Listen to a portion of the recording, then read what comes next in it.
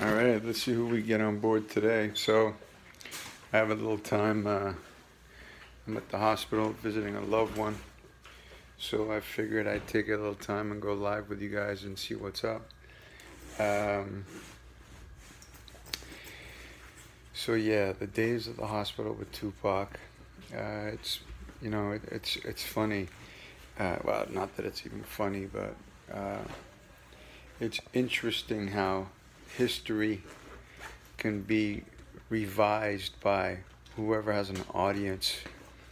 Like these people with the Tupac hoax, the dude with the Tupac hoax channel or YouTube page. I mean, he's getting to spread all kinds of lies and misinformation about Pac that's the farthest thing from the truth. And I'll tell you what, for all the cats that, what's up, killer? For all the cats that talk about these conspiracies about Pac being alive and whatever, I'll tell you what, if that dude was alive, he would murder, both figuratively and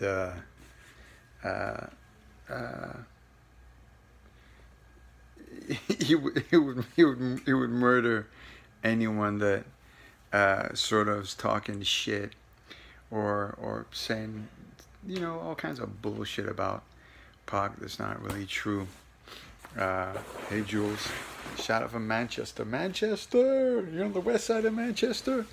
I was born in Clapham, in London, so the UK's got great significance for me. In any event, so the 7 days at the hospital. So I was mentioning earlier. Oh, so I have 10-15 minutes, by the way, before I got to bounce, but I'd do a quickie. So the fourth night at the hospital, tonight would be the fourth night that I was there at the hospital. The marketing director said he got a call from death row saying the guys that shot Pac were going to come finish him off. So I was in a mad dash to try to get the cops, try to get help, assistance, to no avail. And it was kind of fucked up because the #1 rapper in the world was lying up there on the first floor in his room in ICU. At night, you could go outside, and it was sort of those reflective windows you kind of see on office buildings. And in the daytime, you couldn't look in, but at night, you could stand on your tiptoes, and you could see. I think you could see his foot or his feet while he was lying up in the hospital bed. So, there'd be like Lolos driving by, and we were just scared shitless that someone's just gonna come up there with a couple of AKs and just plaster him and everyone around. And so it was kind of nutty. And I mean, I don't know how high up the food chain the assassination of Pac went, but I do know that you can't do a hit in Vegas without getting permission from the casino owners, because even though it was on Koval, when streets are closed down in Vegas, the casinos lose millions and millions of dollars in a few hours. So to me, it's sort of, again, I don't know all the details, but 4 black dudes in a white Cadillac in the middle of Vegas shoot up a car, and then nothing. No cars found. No one's found. It just makes no sense to me. It would take 2 seconds for a helicopter to get eyes on a car that was involved in a shooting. I don't know who took that last photo, but you could see on Pac's face in that last photo where he's looking out the window, and Suge's kind of got his arm on the wheel like this with a real, serious look on his face. Something was amiss, something was amiss in that, what was going on with them. For months, Pac was not comfortable, agitated. He was daily calling and getting into fights with either death row employees or with Suge, because he wasn't getting his money. And like I had mentioned, Suge even got his his gridlock checks sent to death row. So something was amiss, you know. Pac was fighting for money. He had sold millions in albums, and he still didn't get any of his money, and he was hurting for it. And I think Orlando says Lee Harvey Oswald, 100%. I kind of think Orlando was a setup too. And again, that's just my setup, because I had spoken. There's a producer by the name of Caviar in L.A. that's Orlando's cousin, and I think maybe a year after the shooting, Cavi had spoken to him, and Orlando told him, "Dude, there's no way in hell I could have done anything."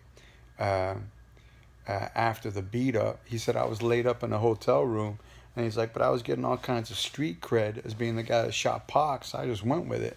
So that's a story I heard, but you know, I can't prove any of it because I wasn't there. You know, all that garbage about Pac being airlifted or there was no blood at the scene of the crime. I mean, I don't know about any of that. I do know I saw him in the hospital room, and his head was swollen up to twice the size. Everywhere that he had a bullet hole, there was gauze, and he was just covered with a hospital sheet. Where he was missing his right lung, there was a big gauze on it, and the finger, you could see the finger missing. I don't remember which finger it was. My film project, my documentary project, all the projects that I want to do, God willing, will eventually come to light. And that's my intention. It still has been. I mean, I get fans asking me all the time, how come you haven't released stuff? But it's not as easy as just releasing footage. It's got to kind of be in a, it confuses me. Yeah, I mean, I don't know. There's all kinds of theories, but the truth is kind of strange because, Pac's guys that are normally strapped were told not to bring their guns. Pac wasn't wearing a vest. It all seems suspect to me, And then I remember on the fourth or fifth day, I saw one of the Vegas newspapers, and one of Suge's college coaches was talking about how he thought Suge was such a great businessman, and he always thought that Suge would be a big success. I was like, what is that? I don't know, CIA setup? CIA setup if they planned on killing him and getting him out the picture. So that's the case there. Hold on, I gotta answer this. All right, sorry about that.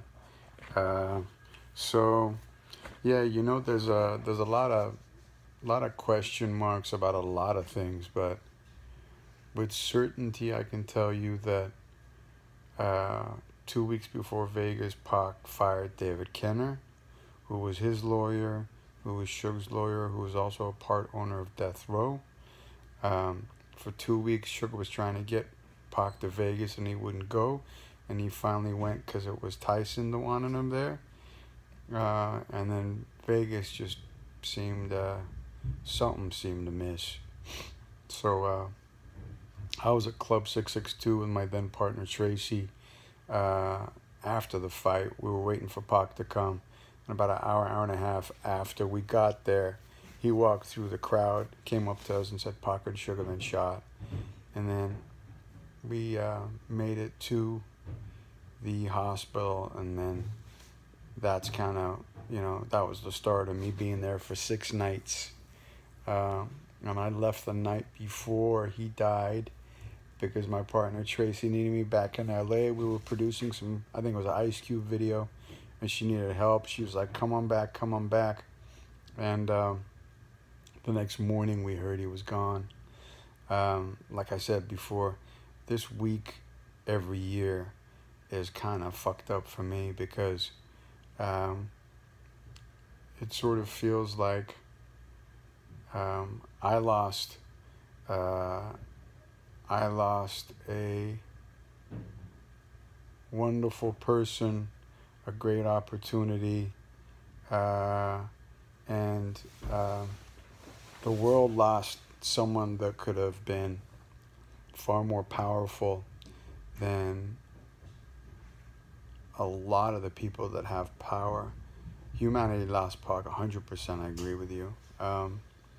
And it's a shame, you know, it's a shame because all of the people who have theories about him being alive or him doing this or hoax or whatever, I think they missed the point because Tupac, his writings, his poetry, his plans for the future, that's the shit people need to be focusing on.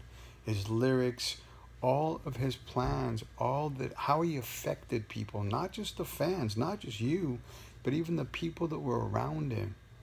The way he influenced and affected all of us. All of that shit needs to come out. And I think that's the biggest travesty because his legacy is all that he was, all that he left behind, and all that everyone around him has on him or experienced with him. So hopefully the powers that be will allow for a lot of the truth on him to come out, because I think the fan base and humanity as a whole has sort of been denied all the intel and information on Pac, and I pray that shit kind of comes out. Anyway, I'm gonna make it a short one. I'll keep doing this. I'll keep coming back, and if you got questions for me, I'll do my best to answer whatever I know. Yeah, me too. Montaz, me too. I hate this week. Anyway, y'all be safe. Keep your heads up. Keep it west no matter where you at. Peace.